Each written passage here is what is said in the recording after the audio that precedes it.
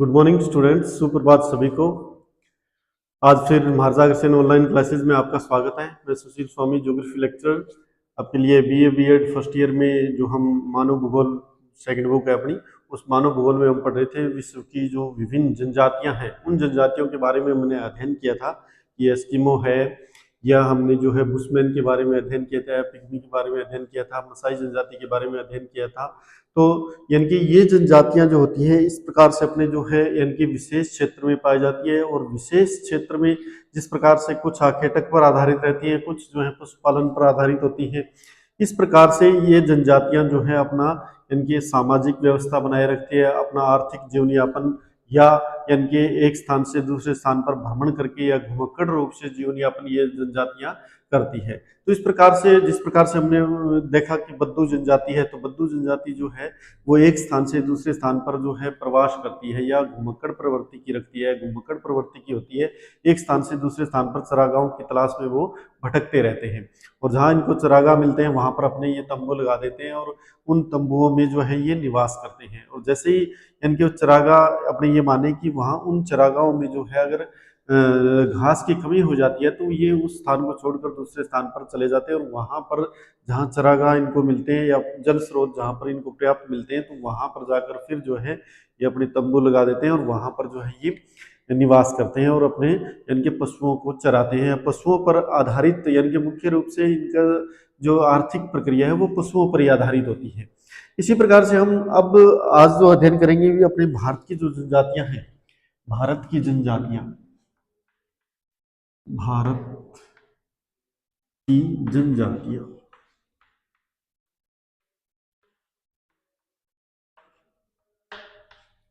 तो भारत में जो है अपने ये कह सकते हैं कि अनेक जनजातियां निवास करती है आज भी, जंगली क्षेत्रों में या पठारी क्षेत्रों में या पहाड़ी क्षेत्रों में जो है आज भी वर्तमान समय में भी वो जनजातियां निवास करती हैं। और कुछ जनजातियां ऐसी है जो आखेट पर आधारित है, कुछ जनजातियां पशुपालन भी करती हैं और कुछ पशुपालन के साथ साथ कृषि कार्य भी करती हैं। तो इस प्रकार से जैसे अपने अगर उदाहरण स्वरूप अगर अपनी जनजातियों की बात करें तो नागा जनजाति है या गुज्जर जनजाति है, बकरवाल जनजाति है, या अपने ये कह सकते हैं कि भी संथाल जनजाति है, गोंड जनजाति है। ये सारी जनजातियां जो हैं इनके अपने ये कह सकते हैं कि वहां पर जो है इनके एक विशेष क्षेत्र में या एक विशेष इनके जंगली क्षेत्र में या एक वन क्षेत्र में ये जनजाति निवास करती है। और विशेष क्षेत्र में जिस प्रकार से कुछ जनजातियां ऐसी हैं जो पहाड़ी क्षेत्रों में निवास करती है, कुछ जनजातियां ऐसी हैं जो मैदानी क्षेत्रों में निवास करती है, कुछ ऐसी हैं जो पठारी क्षेत्र में भी निवास करती हैं। तो भारत की जो जनजातियां हैं वो लगभग यानी कि उत्तरी पूर्वी क्षेत्र में भी जनजातियां पाई जाती है, और अपने भारत के अंदर जो है मध्य क्षेत्र है, यानी कि भारत का जो मध्य क्षेत्र है वहां पर भी इस प्रकार की जनजातियां पाई जाती है। इसी प्रकार से दक्षिणी क्षेत्र में भी जो है, जिस प्रकार से तमिलनाडु के अंदर हम मानते हैं कि जो जनजाति पाई जाती है टोडा जनजाति पाई जाती है, इसी प्रकार से लेकिन असम के अंदर एक रानी जनजाति पाई जाती है। इस प्रकार से जनजातियां जो है लगभग यानी कि भारत के अंदर जो है अपने देखते हैं इन क्षेत्रों में जनजातियां लगभग पाई जाती हैं। और ये जनजातियां आज भी जो है अपना जीवन यापन जो है विशेष रूप से जो है अपना जीवन यापन कर रही है। कुछ जनजातियां ऐसी हैं जो इनके सामाजिक संपर्क में आ रही हैं, कुछ जनजातियां ऐसी हैं जो सामाजिक संपर्क में नहीं आ रही हैं। तो इस प्रकार से अपने यानी कि इन जनजातियों के बारे में हम अध्ययन करते हैं। तो अपनी जनजाति है, सबसे पहले अपने गोंड जनजाति की बात करते हैं। अपनी गोंड जनजाति, ये जो गोंड जनजाति है, ये जनजाति अगर देखा जाए तो अपने इस जनजाति का जो क्षेत्र है, या ये जनजाति जो इनके अधिकतर जो ये मध्य प्रदेश का क्षेत्र है, या अपने ये कह सकते हैं जो प्रविशेष क्षेत्र है, इस क्षेत्र में या छत्तीसगढ़ के क्षेत्र में या असम के क्षेत्र में, अरुणाचल प्रदेश में, यानी कि ये जनजाति अधिकतर जो है मध्य प्रदेश में, छत्तीसगढ़ में, अरुणाचल प्रदेश में ये जनजाति निवास करती है। इन जो यानी कि इनके जो ऊपरी क्षेत्र हैं, जो पठारी क्षेत्र है, इन पठारी क्षेत्रों पर ये जनजाति निवास करती है अधिकतर। तो इस प्रकार की जनजाति जो गोंड जनजाति है, ये गोंड जनजाति अपने ये मान सकते हैं कि भी जब मुगल काल समय था उस समय तथा यानी कि उसके बाद में जब मराठाओं का आक्रमण हुआ तो उस समय भी ये जनजाति थी, और उनके बीच में जो समय था तो उनको खुद का गोंड जनजाति का उस समय शासन था, गोंड शासन था उस जनजाति का। तो अपने ये कह सकते हैं कि भी ये जनजाति यानी कि अत्यधिक सर्वाधिक प्रमुख जनजाति है और प्राचीन जनजाति ये भारत की मानी जाती है। तो प्रमुख जनजाति है, सर्व प्रमुख जनजाति है, सर्वाधिक संख्या भी इनकी पाई जाती है। अगर अपने बात करें तो सर्वाधिक संख्या भी इनकी पाई जाती है। तो ये जनजाति अधिकतर अगर देखा जाए तो ये जनजाति अपने कह सकते हैं कि पूरे भौगोलिक दृष्टि से अगर देखी जाए तो व्यापक क्षेत्र में ये जनजाति फैली हुई है। जिस प्रकार से अपने कह सकते हैं कि भी ये जो है विंध्याचल विंध्याचल है, सतपुड़ा है, महादेव की पहाड़ियां हैं, इन क्षेत्रों में यानी कि ये जनजाति अधिकतर निवास करती है। इनके जो क्षेत्र हैं वहां उन क्षेत्रों में इस जनजाति का निवास क्षेत्र अधिकतर पाया जाता है। और ये यहाँ पर जो है यानी कि विभिन्न नदियां, जिस प्रकार से यानी कि नर्मदा है या अपने कह सकते हैं गोदावरी है, ये नदियां यहाँ पर जो है प्रवाहित होती हैं और नदियों प्रवाहित होने के कारण इनके जो घाटी क्षेत्र हैं उन घाटी क्षेत्रों में यानी कि गोदावरी है, महानदी है, इन नदियों में जो है इन नदियों के जो क्षेत्र हैं वहां पर ये जनजाति अधिकतर निवास करती है।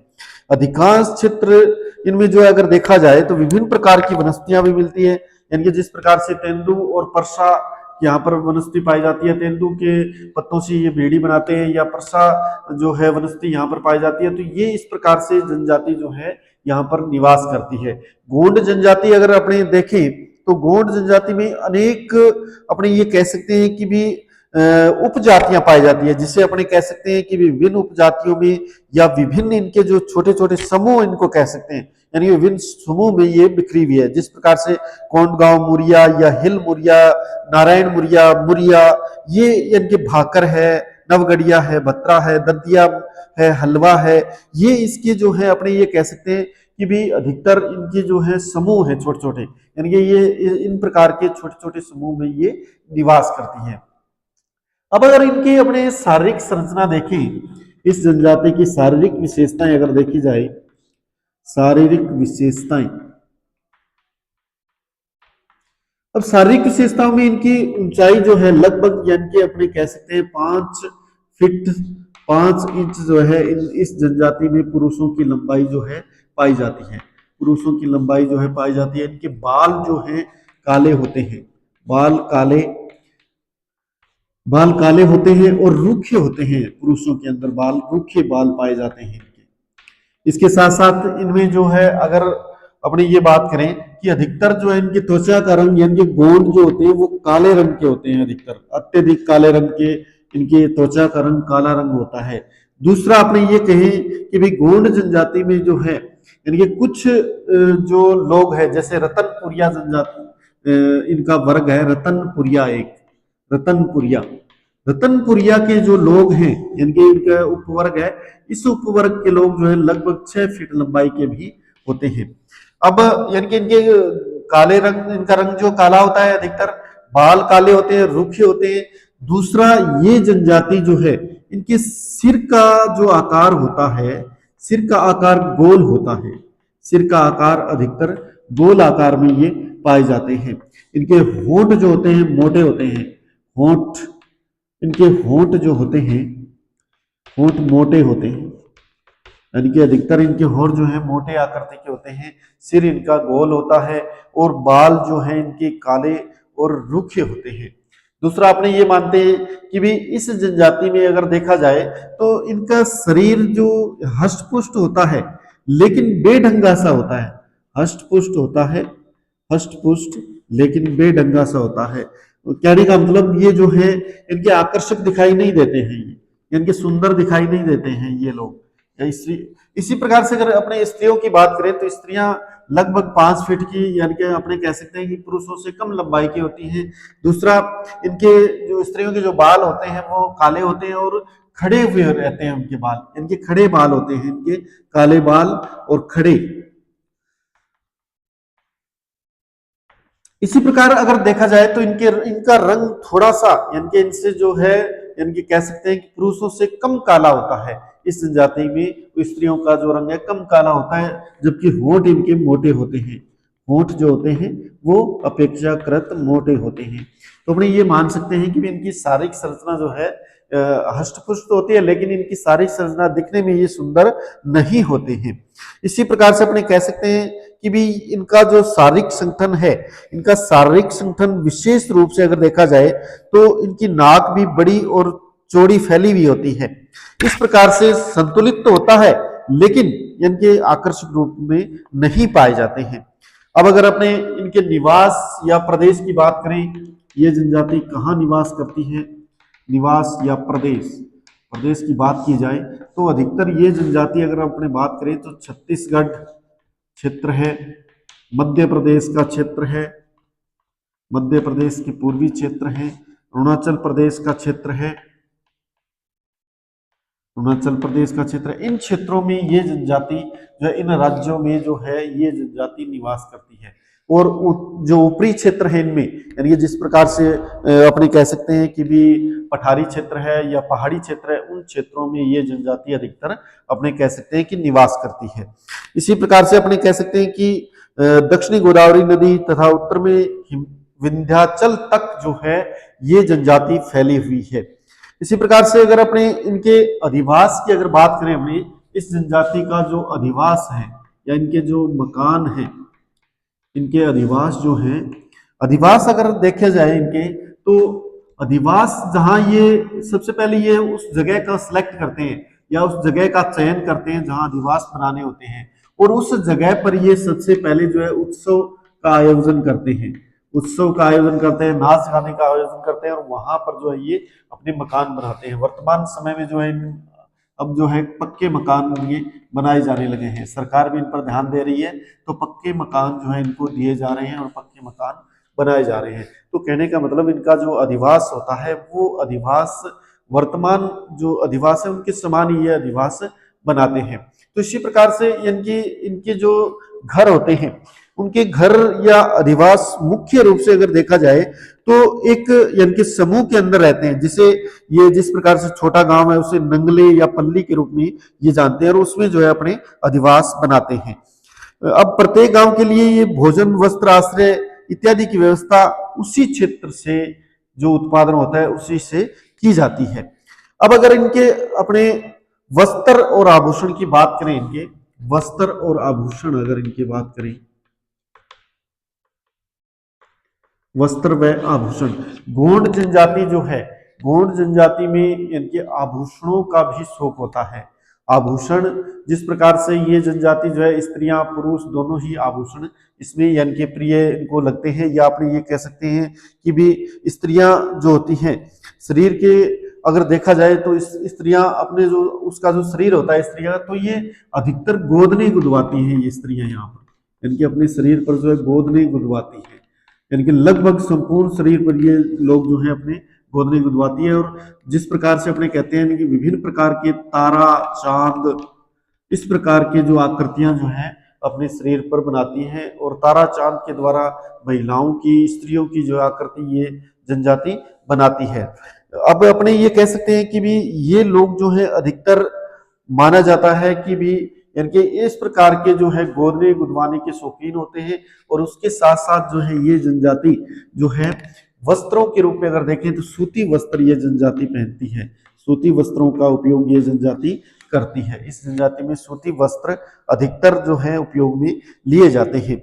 और सूती वस्त्र जो होते हैं वो इनके उनका जो पास का जो कस्बा होता है उस कस्बे में ये सूती वस्त्र कपड़ा खरीद करते हैं और उसके द्वारा वस्त्र अपने गांव में ही ये तैयार करते हैं। पालतू भेड़ बकरियों से इन्हें ऊन और बाल प्राप्त हो जाते हैं। इस प्रकार से ऊन और बाल प्राप्त करके ये जो लोग हैं अपने गांव में ही कपड़ा तैयार कर लेते हैं। इनके पहनने का जो कपड़ा है वो अपने गांव में ही तैयार कर लेते हैं। इसके अलावा स्त्रियां जो है आभूषण के रूप में जो है विभिन्न प्रकार की नकली जो है मोतियों की माला पहनती है, मोतियों की माला, या अपने कह सकते हैं यानी कि कोड़ियों की माला जो है तैयार करती हैं। विभिन्न प्रकार के जो जड़ी बूटियां वनस्पति के रंग होते हैं उन रंग से ये कोड़ियों को रंगती है और उन कोड़ियों की जो है माला ये जनजातियां पहनती हैं। तो अपने कह सकते हैं नकली मूंगे या मोतियों की जो है माला या मोतियों का उपयोग जो है अपने आभूषण में ये जनजाति करती है। इसी प्रकार से अपने कह सकते हैं कि भी ये जनजाति जो है पशुओं के सींग से जो है, पशुओं के जो सींग है उन पशुओं के सींग से ये जो है अपने यानी के कंघे का निर्माण करती है और अपने बालों को उनसे जो है सजाती और संवारती है। तो इस प्रकार से अपने कह सकते हैं कि भी ये जनजाति आभूषण प्रिय जनजाति है, आभूषण इनको जो है अत्यधिक प्रिय है। और इसी प्रकार से अगर औजार और उपकरण की अपने बात करें इनकी, इनकी गोंड जनजाति में जो औजार और उपकरण है, औजार और उपकरण, औजार व उपकरण, अब अपने कह सकते हैं गोंड जनजाति में जो औजार पाए जाते हैं वो औजार जिस प्रकार से अपने कह सकते हैं एक विशेष व्यक्ति होता है, इनमें विशेष व्यक्ति जो ये तैयार करता है, जिस प्रकार से अपने कह सकते हैं लोहार है, तो लोहार जो है इस प्रकार के औजार ये तैयार करता है कि भी कृषि के लिए औजार तैयार करता है, दांतली है, हसिया है, या अपने कह सकते हैं कि विभिन्न प्रकार के जो हल हैं उनका जो है निर्माण, या फावड़ा है इसका निर्माण जो है यहाँ पर इनमें एक विशेष जाति होती है लोहार, वो इनको तैयार करता है। जबकि इनके कुछ जो लकड़ी से निर्मित सामग्री है वो खुद ये स्वयं बना लेते हैं। तो इस प्रकार से यानी ये जनजाति जो है औजारों एवं उपकरणों का उपयोग करती है। अब अपने ये कह सकते हैं कि भी अधिकतर जो इनके औजार होते हैं वो कृषि कार्य के लिए होते हैं। इसी प्रकार से अपने कह सकते हैं कि लकड़ी का सामान ये लोग जो स्वयं बना सकते हैं, स्वयं तैयार कर सकते हैं। इसके बाद अगर अपने देखें इनकी सामाजिक व्यवस्था, अपने देखें सामाजिक व्यवस्था, सामाजिक व्यवस्था,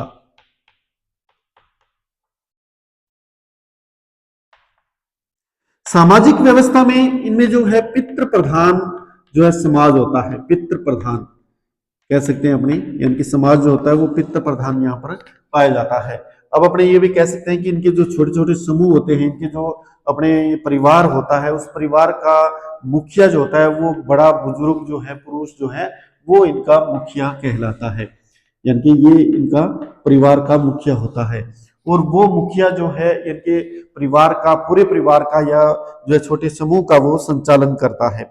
इसी प्रकार से अपने कह सकते हैं कि भी यहाँ पर यानी कि जो गोंड लोग हैं उनमें यानी कि विभिन्न प्रकार के विवाह पाए जाते हैं, जिस प्रकार से अपने कह सकते हैं कि भी सेवा विवाह है, सेवा विवाह, हर विधवा विवाह है, विधवा विवाह, हरण विवाह, हरण विवाह,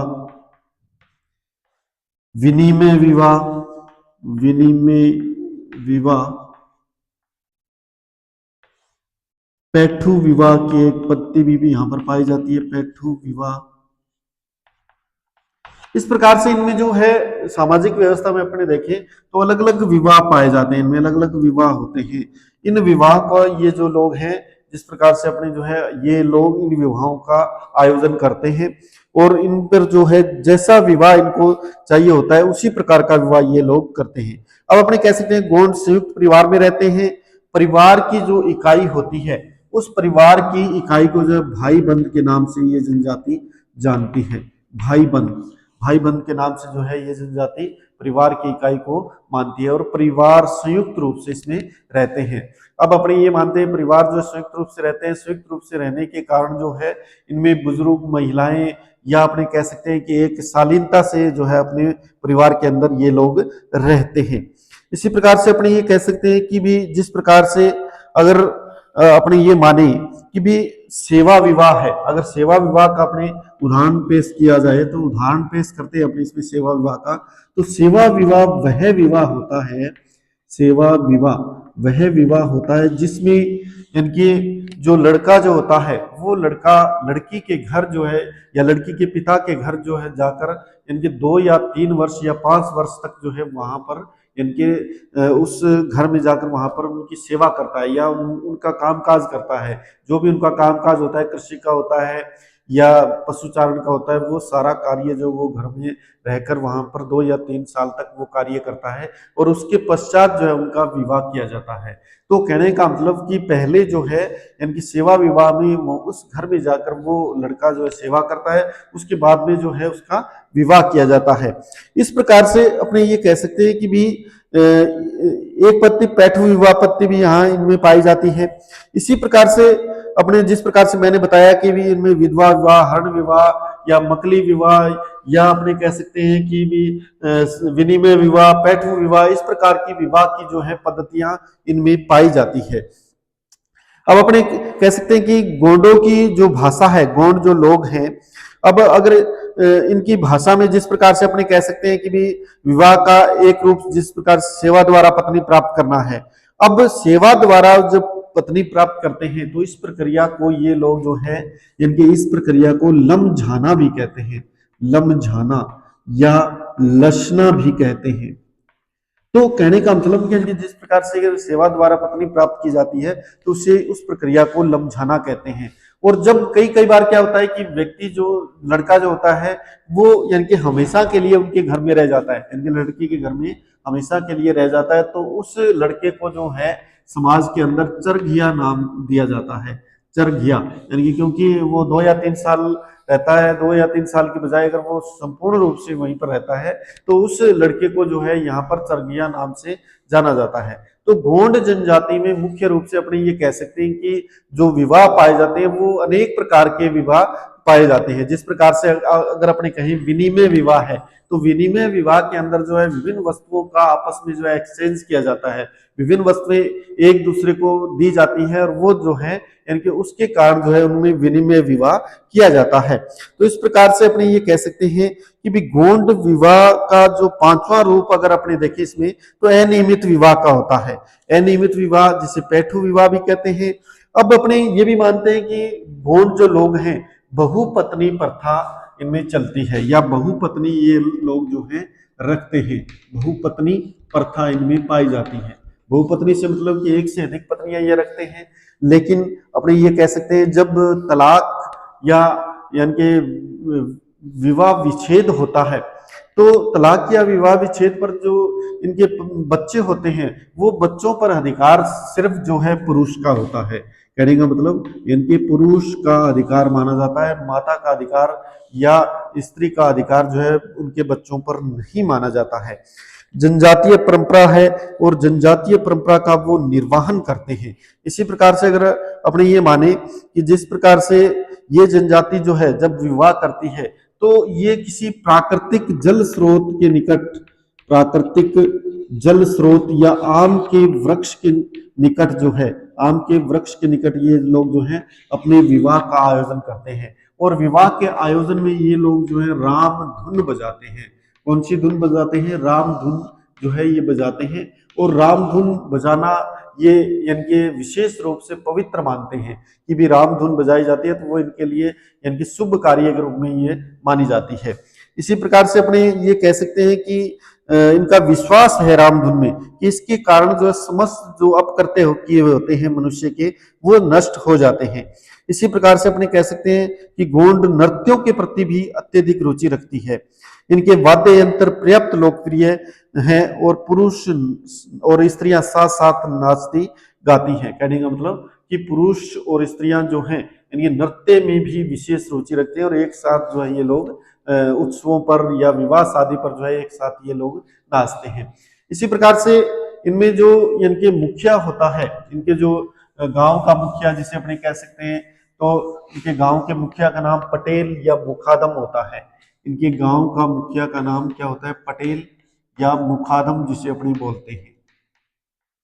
अब इस मुखादम का जो इनके घर होता है वो गोंड जनजाति में सबसे बड़ा होता है, सबसे सुंदर घर जो है इसी का बनाया जाता है। और अधिकतर जो है इनके मध्य में, इनके बिल्कुल मध्य में जो है इनके गोंड जो जनजाति के जो घर होते हैं उनके मध्य में इसका घर तैयार किया जाता है। और इसके घर पर जो है विभिन्न लोग आते जाते हैं, विभिन्न लोग जो है विभिन्न समस्याओं के प्रति विचार विमर्श करते हैं। जो यानी कि गणमान्य लोग होते हैं वो यहाँ पर आकर जो है विचार विमर्श करते हैं विभिन्न समस्याओं पर और उन समस्याओं का यहाँ पर पटेल या मुखादम निराकरण भी करता है।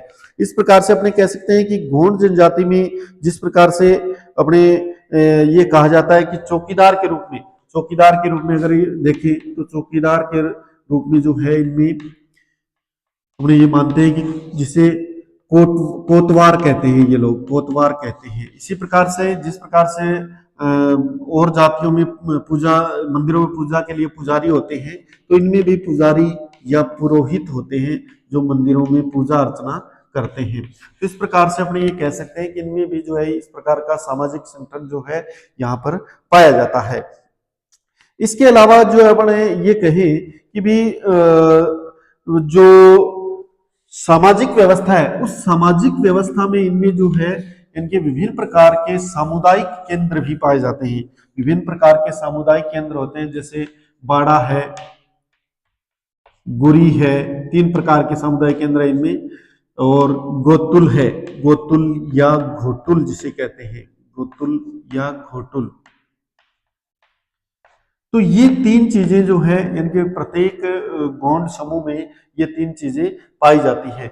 ये 3 चीजें जिस प्रकार से अगर बाड़ा की अपनी बात करें तो बाड़ा मुख्य रूप से मुखादम का घर होता है, मुखादम या पटेल का घर होता है, सबसे बड़ा घर होता है और सुंदर होता है। और अपने ये कहते हैं कि भी कई बार ये जो है दो खंडा भी होता है या 2 मंजिली भी ये बना हुआ होता है। तो इस प्रकार से इसमें जो है अनेक व्यक्ति आते जाते रहते हैं, अनेक व्यक्तियों का आना जाना जो है इसमें यानी कि बाड़े के अंदर लगा रहता है। यहाँ पर यानी कि जो गांव के बड़े बुजुर्ग लोग हैं विभिन्न समस्याओं को लेकर आते हैं और विभिन्न समस्याओं का निराकरण यहाँ पर किया जाता है। धार्मिक सामाजिक गतिविधियों का संचालन भी यहीं से किया जाता है। यहाँ से अगर अपने देखें तो गांव के मध्य में अगर देखा जाए तो ये स्थित मिलता है, यानी कि गांव के मध्य में स्थित होता है और वहां पर विभिन्न धार्मिक जो आयोजन है या सांस्कृतिक आयोजन है, उन सांस्कृतिक आयोजनों का संचालन यहाँ से किया जाता है। दूसरा होता है जो यानी कि सामुदायिक संस्था होती है, गुरी। गुरी होती है एक महत्वपूर्ण कम्युनिटी हॉल जिसे अपने कह सकते हैं, सामुदायिक भवन जिसे अपने कह सकते हैं। विभिन्न प्रकार के प्रोग्राम या कार्यक्रम जो होते हैं वो यहाँ पर संपन्न किए जाते हैं। इसके अलावा जो है यानी कि गुरी के अंदर जो बाहर से प्रशासनिक व्यक्ति आते हैं, जो बाहर से प्रशासनिक व्यक्ति आते हैं वो व्यक्ति जो है यहाँ पर अपने कह सकते हैं कि भी निवास करते हैं, यहाँ पर अपना यानी कि निवास स्थान वो बनाते हैं गांव के अंदर। इसके साथ साथ अब अपने ये कह सकते हैं कि भी इनका निर्माण जो है गांव के समस्त लोगों के सामूहिक सहयोग से इनका निर्माण किया जाता है। इस प्रकार गांव की यानी कि ये जो गुरी होता है, गुरी को गांव की जनसंख्या पर आधारित माना जाता है, यानी जितनी गांव की जिस प्रकार जनसंख्या होगी उसी प्रकार से वो निर्मित होता है। बड़ा या छोटा जो है, ज्यादा जनसंख्या होगी तो उसको बड़ा बनाया जाएगा और अगर कम जनसंख्या होगी गांव की तो जो है उसको छोटा बनाया जाएगा। तो इसी प्रकार से अगले है अपने देखते हैं अगला सामुदायिक जो गोतुल। गोतुल जो होता है वो यानी कि अपने ये कहते हैं कि जो गोतुल होता है वो युवक युवतियों का यानी कि अविवाहित युवक युवतियां यहाँ पर जो है रहती हैं, यानी कि गोतुल के अंदर जो है अविवाहित युवक युवतियां जो है गांव की यहाँ पर निवास करती हैं और दिन रात यहीं पर जो है निवास करती रहती है और अपना जो है एक दूसरे को अपना परिचय देती हैं। ये तो कहने का मतलब ये गोतुल जो है युवक युवतियों का एक महत्वपूर्ण घर होता है जो यानी कि एक दूसरे से परिचित होती हैं। इसमें अब अपने ये कह सकते हैं कि इसे युवा ग्रह के रूप में भी अपने जान सकते हैं। कई अलग अलग क्षेत्रों में जो है इसे अलग अलग नामों से भी जाना जाता है। जिस प्रकार से अपने बात करें यूपी की बात करें, अपने उत्तर प्रदेश में जो है, उत्तर प्रदेश में इसे जो है अपने रंगभंग के नाम से भी जाना जाता है। उत्तर प्रदेश में इसे किस नाम से, रंगभंग के नाम से भी जाना जाता है। और ये गोतुल जो होता है यानी कि अत्यधिक सुसज्जित होता है, यानी कि अत्यधिक अपने जो है इसे विभिन्न प्रकार से इसको निर्मित किया जाता है। यहाँ के जो यानी कि अपने ये कहते हैं कि जो युवक होते हैं या अपने कह सकते हैं कि यहाँ के गांव के जो चेलिक अर्थात अविवाहित युवक जो होते हैं वो गोतुल ग्रह का निर्माण करते हैं। अब अपने ये भी कह सकते हैं कि जिस प्रकार से इन ग्रहों में तरुण युवतियां जो है सामाजिक धरातल पर एक दूसरे से परिचय करती है, जिस प्रकार श्याम सुंदर जी दुबे कहते हैं, श्यामाचरण जी दुबे कहते हैं। और वेरियर एल्विन का कथन है कि यहाँ के गांव के अविवाहित स्त्री पुरुष रहते हैं। इसी प्रकार से मजूमदार भी ये कहते हैं कि मध्य प्रदेश के गोंडों में युवक युवतियों को परंपरागत रीति से शिक्षा यहाँ पर दी जाती है। तो अपने ये भी कह सकते हैं कि भी ये जो है शिक्षा के केंद्र भी होते हैं गोतुल, शिक्षा के केंद्र। अब अपने यानी कि किसी गांव की अगर संपन्नता अगर देखनी होती है तो उस संपन्नता या अपने यानी कि संस्कृति या चारित्रिक विविधता जो होती है वो अगर देखनी होती है तो अपने जो है यहाँ पर यानी कि गोतुल देख लेते हैं। तो गोतुल से सब पता चल जाता है कि यहाँ पर किस प्रकार की संस्कृति, इस गांव में किस प्रकार के लोग निवास करते हैं या चारित्रिक विशेषता किस प्रकार की है। तो वो सारी जो है प्रक्रिया यहाँ पर इसमें दिखाई जाती है। अब यानी कि गोतुल जो ग्रह होता है इसमें काठ, मिट्टी तथा यानी कि तिनकों से इसको निर्मित किया जाता है। इसकी दीवारों पर जो है अपने विभिन्न आलेख अंकित किए जाते हैं, विभिन्न प्रकार के आलेख जो यानी कि चारित्रिक दृष्टि से अच्छे होते हैं, उन आलेखों को इस पर अपने अंकित करते हैं और इस प्रकार से इसका निर्माण किया जाता है। और गोतुल जो होता है प्रमुख रूप से अगर अपने ये माने तो इनका एक कह सकते हैं लिंगो देवता का घर इसे अपने मान सकते हैं। लिंगो देवता का घर गोतुल को माना जाता है और लिंगो देवता जो है इनके एक बहुत ही महत्वपूर्ण इनका देवता माना जाता है। महत्वपूर्ण देवता होता है जो इनके अपने कह सकते हैं कि भी युवक युवतियों के मिलन के का जो है केंद्र ये माना जाता है। तो अपने इस प्रकार से अपने ये कह सकते हैं कि भी गोतुल प्रमुख रूप से एक युवा ग्रह के रूप में जो है संचालित किया जाता है। एक युवा ग्रह होता है गोतुल, युवा ग्रह के रूप में इसको काम में लिया जाता है जहां युवक युवतियां यहाँ पर रहती हैं। इसी प्रकार से अगर अपने इनके गोतुल लिंगो देवता की अगर बात करें तो लिंगो देवता ये माना जाता है कि भी इनकी जो अगर अपने बात करें तो इनके वस्त्र जो होते हैं वो रेशमी वस्त्र होते हैं। यानी कि लिंगो देवता रेशमी वस्त्र का धारण करते हैं और इनके जो यानी कि अपने कह सकते हैं धोती जो है झिलमिल रूप से या अंगरखा जो है सूर्य रश्मि से झिलमिल चमकता रहता है। उनका साफा जो होता है लौकी के फूलों के समान उज्जवल धवल होता है। इसी प्रकार से यानी कि अपने ये कह सकते हैं कि इनकी जो गोतुल ग्रह जो है उसकी छत जो होते हैं बुलबुल की पंखों से बनाई जाती है या अपने कह सकते हैं दीवारें जो होते हैं मछली की हड्डियों से सजाई जाती हैं या अपने कह सकते हैं लाल सिलियारी पुष्पों के समान उसको निर्मित किया जाता है। इसी प्रकार से यानी कि गोतुल का निर्माण किया जाता है और गोतुल जो होता है महत्वपूर्ण यानी कि अपने कह सकते हैं एक सांस्कृतिक केंद्र के रूप में यहाँ पर काम में आता है। यहाँ पर सभी प्रकार की सांस्कृतिक प्रक्रियाएं नाच गाने या यानी कि विभिन्न प्रकार के उत्सव का आयोजन जो है गोतुल के अंदर किया जाता है।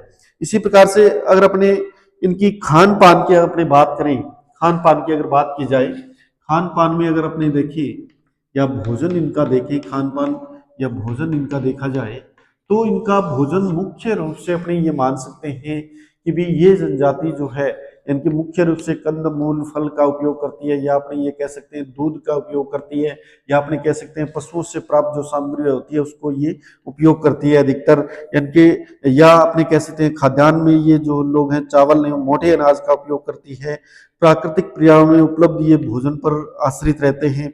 अपने यानी कि इनमें जो है महुआ एक वृक्ष है, महुआ, ये महुआ के जो फूल हैं या फल हैं उन फूल या फलों को सुखाकर जो है या उनको जो है उनको भोजन के रूप में ये काम में लेती है। सुखाने के बाद में काफी लंबे समय तक जो है ये लोग बाद में इनके फूल व फलों को उपयोग में खाने के उपयोग में लेते हैं। इसके अलावा टेंचू या अपने टेंगू और चर के फल भी जंगलों में बहुत अधिक मात्रा में मिलते हैं जिन्हें ये लोग भोजन के रूप में प्रयोग करते हैं। आम है, आंवला है या जामुन है, इस प्रकार के फल भी जो है ये भोजन के रूप में उपयोग में करते हैं।